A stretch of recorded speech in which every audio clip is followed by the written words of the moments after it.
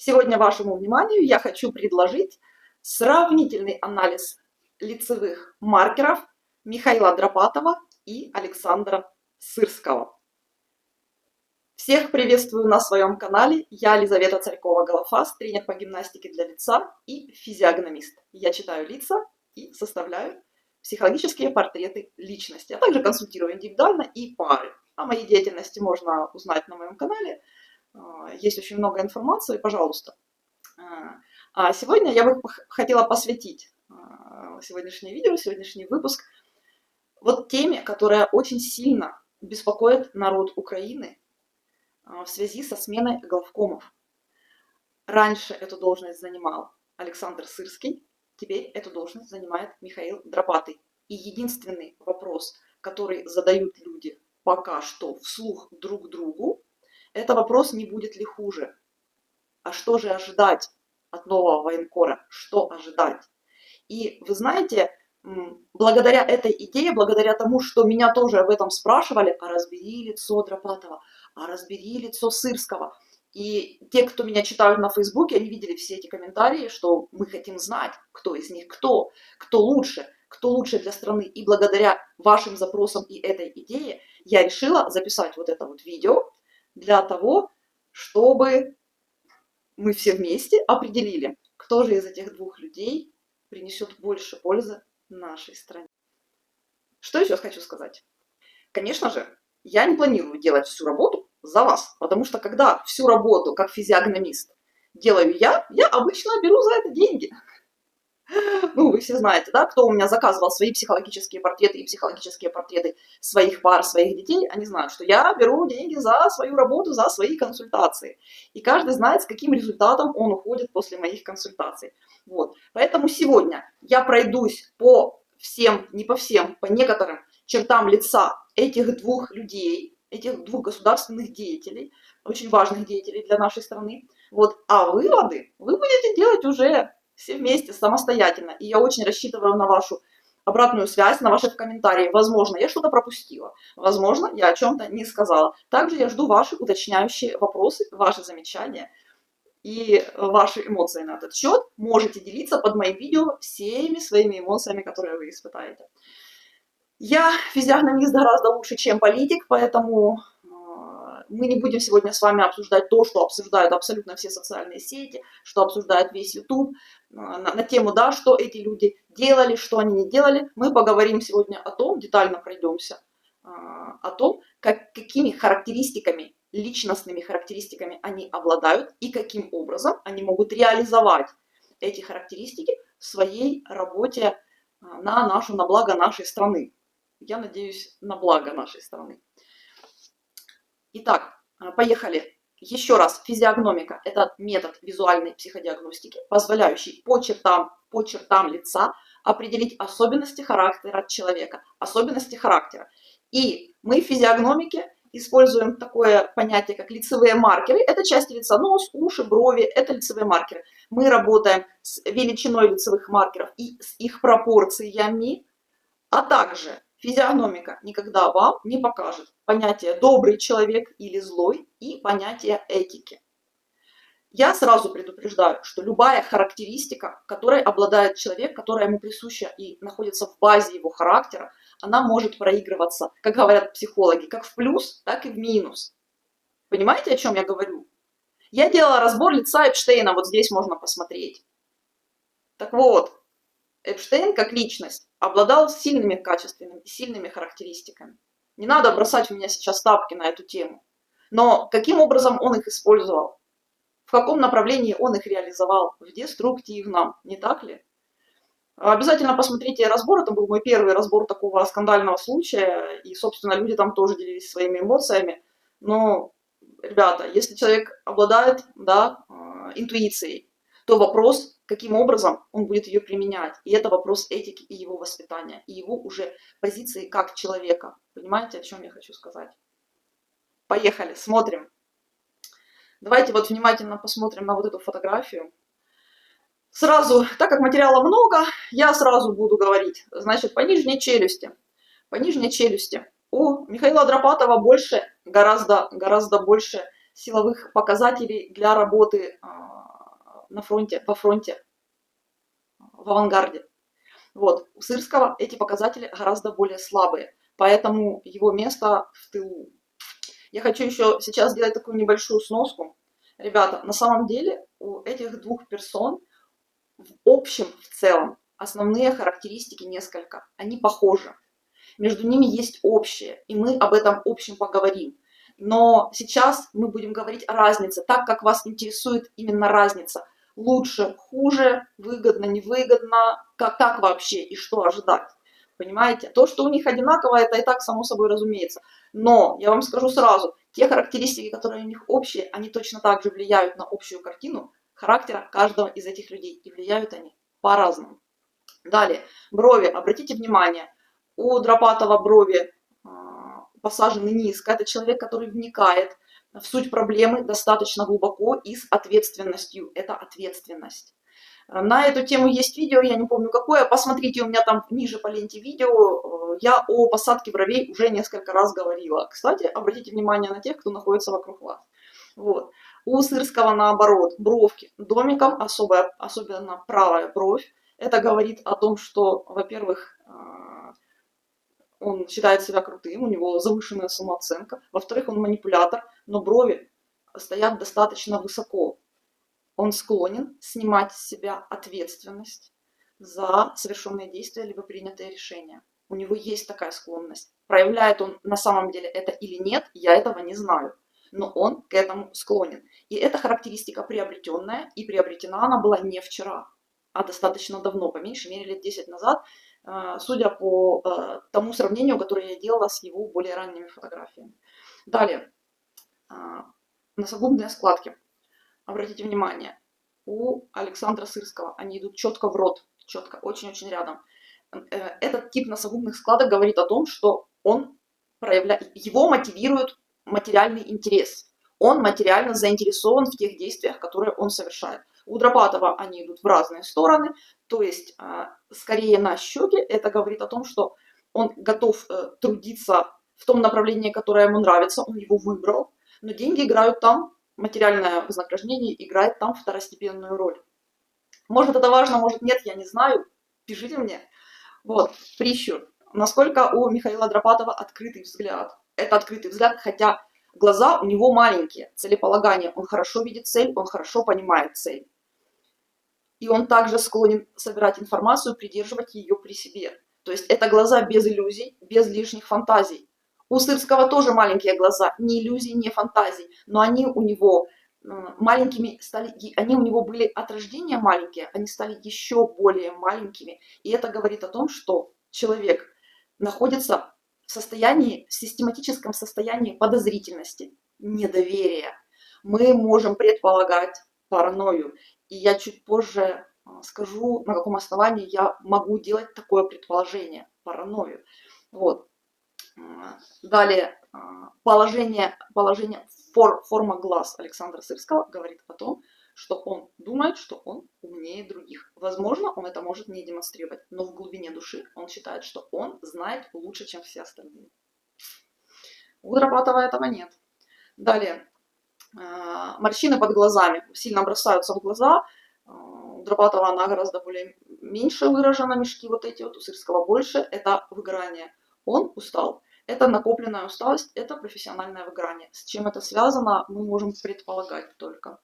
Далее, нос. Обратите внимание, посмотрим на фотографии сбоку, в профиль и в полупрофиль. Значит, форма и размер носа, и мы сейчас говорим как раз о пропорциях носа, говорят о том, что он больше способен вникать в вопрос, как и низкая посадка бровей, изучать, анализировать и разбираться непосредственно в теме.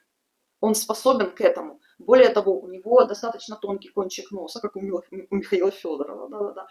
И он способен добывать нужную ему информацию для работы любым способом. Да. Александр Сырский. Посмотрите на форму носа. Нос не очень высокий, но он короткий по длине. Мы называем такие носы администраторскими. То есть слово администратор я сейчас употребляю в широком значении. Администрирование – это принять задачу, распределить, но не вникать в суть задачи. Такие люди тоже нужны, они тоже важны, они отыгрывают свою роль в цепочке, да, выполнения заданий, но не вникание глубоко, и еще у него кончик носа мясистый. Это говорит о том, что он склонен к повышенной рефлексии, склонен к сомнениям, склонен долго обдумывать «да», «нет», сомневаться и так далее. У него и так, я обещала вам вернуться к этой теме, маленькая нижняя челюсть, слишком большой по пропорциям, обратите внимание, это бросается в глаза, лоб, то есть очень много рефлексий, очень много мыслей, очень много сомнений и страхов. А армия, то есть ресурс для действия, недостаточный для этого. Поэтому я могу предполагать, что он тревожный, то есть это тревожная личность. Вот, плюс маленькие глаза демонстрируют нам, да, недоверие, подозрительность, и плюс нос, крупный кончик носа, который говорит о повышенной рефлексивности. Вот, я бы сказала так, если бы мы выбирали по скорости принятия решений, то Михаил Драпатый быстрее, гораздо быстрее анализирует полученную информацию, принимает решения и реализовывает их в действии. Сырский нет. Ему нужно гораздо больше времени обработать то, что он имеет, сделать выводы и потом пустить это все в реализацию. Вопрос, не потеряет ли он время на все вот эти процессы. Понимаете? Далее. Говорильный подбородок. Значит, у Александра Сырского явно выражены вот эти вот морщины. Обратите внимание, от углов рта они идут вниз. Это говорит о том, что он привык иметь много вербальных коммуникаций, то есть много говорить. У Драпатова этого нет и близко. Я там его со всех сторон смотрела. То есть Драпатый меньше слов, больше дела. Вот это его одна из самых сильных характеристик. И по лицу это читается. Вот. Далее, давайте мы пройдемся по общим, понятно, да, разница, уловили. Давайте мы пройдемся по общим характеристикам, которые для них одинаковые. Значит, они оба авантюристы, у них высокие подносовые желобки. Что такое авантюризм? Я уже много раз об этом говорила. Кстати, Эпштейн тоже обладал авантюризмом. Вот. Авантюризм – это когда человеку гораздо проще внедриться в ситуацию, в середину ситуации, и там уже разбираться, что происходит. Вот это авантюризм, вот это смелость. Не сидеть издалека, наблюдать, ждать у моря погоды, присматриваться, просчитывать. Нет, а заходить прямо в ситуацию и разбираться, что происходит непосредственно на месте. Но у Михаила Драпатова каплевидный подносовой желобок очень четко выражен. Это говорит о том, что он очень интуитивен, он чувствует. И он получает качественную информацию, с которой он потом работает. А у Сырского этого нет. Подносовой размыт. Информацию он получает некачественную, он не способен получить тонкую информацию.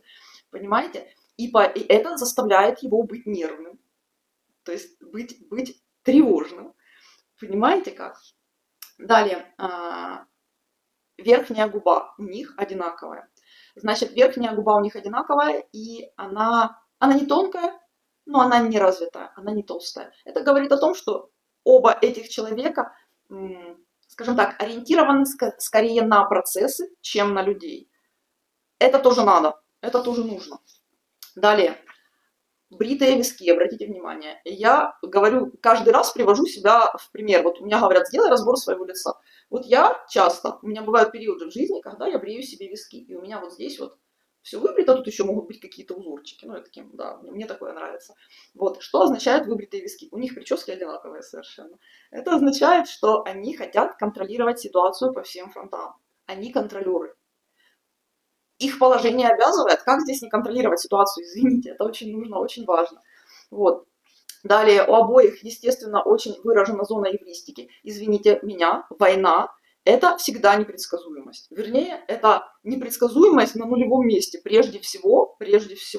Поэтому, естественно, умение решать задачи нестандартным путем, с непонятными вводными данными или с понятными, но быстро и оригинально, у них есть у обоих. Этого у них не отнять, это как есть. Ну, то есть в этом они оба молодцы. Эвристические залысины говорят о том, что они способны оба выйти из ситуации и найти решение за ее пределами. Нестандартные методы.